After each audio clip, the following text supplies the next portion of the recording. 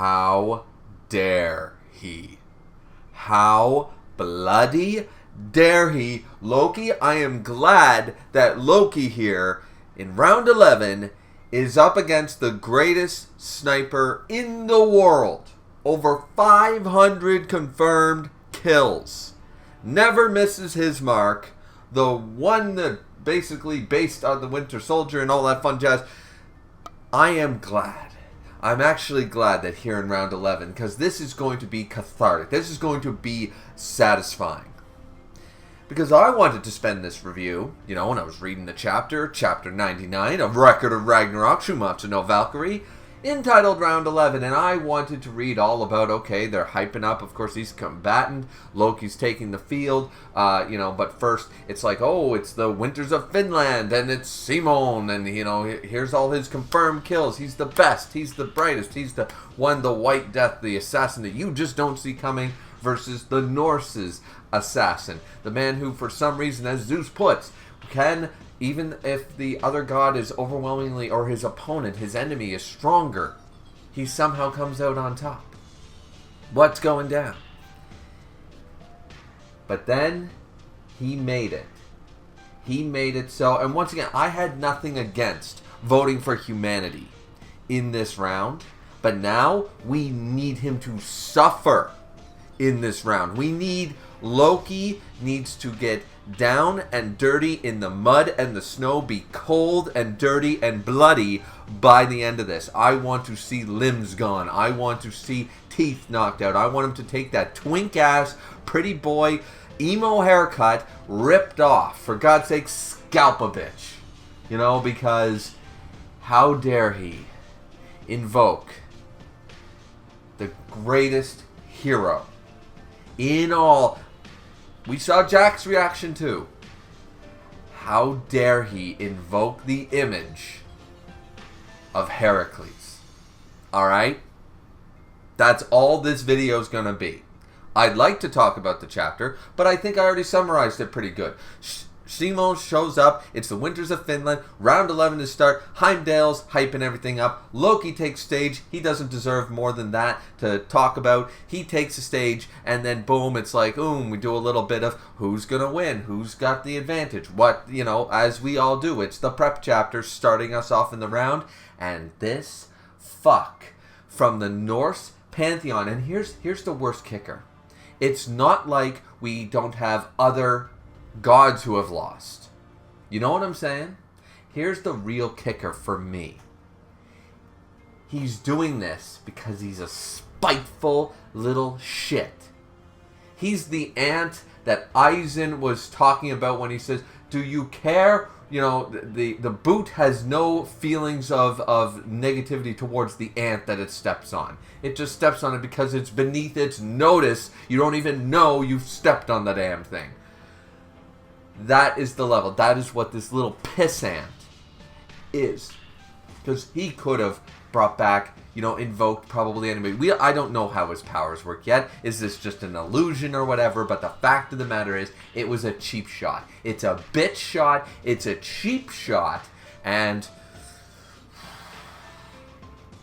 there's other gods. Let's assume because he did his own Norse pantheon. We have the Odin, we have the Thor, and we have the Loki. We've got the trifecta there, right? Fine dandy. He had to invoke one more, you say. Why? I don't know. But apparently he needed 3.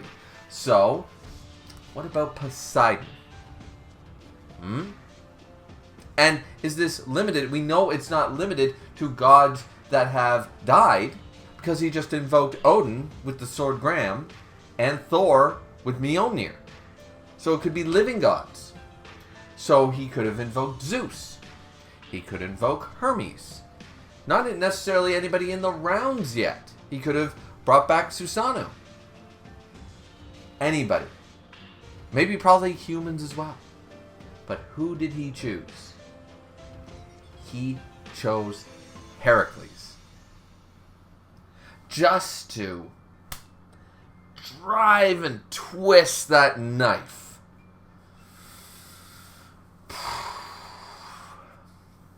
As I said, here's what's about to happen. When the disrespect continues, Jack's going to say, fuck it, and he's going to go enter the ring. He's going to be pissed because the disrespect here.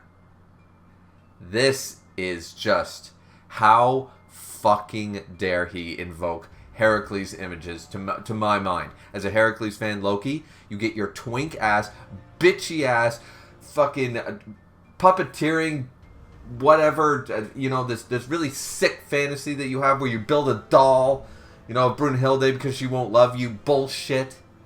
Get your weird, obsessive, criminal minds, terrorizing season finale, villain-esque, bitch-ass attitude the fuck out of here. You now have 0 redeeming qualities. If you had any, they are now long gone. You are now on my shit list. You are at the bottom of the shit list. When Record of Ragnarok, when I finally do a tier list, when the series is all done, or I do a stream, or any tier list, it will always be tagged, fuck Loki. And Loki will always be, I don't care if we're power scaling, character design, I don't care what we're doing for a tier list, there will be a specific tier for Loki. There will be trash, and then there will be the Loki tier. And only Loki will belong in that tier. That's what I'm saying. So that was chapter 99, everybody. I almost said 98 there, but no. 99 decided to and twist. Nope, because I can feel it. I know with this summoning, the disrespect is going to continue. I know it's not going to be that simple. I have a bad feeling about this. I really do. I know that Heracles is going to be humiliated. Loki's going to make sure that in some way the humiliation will continue.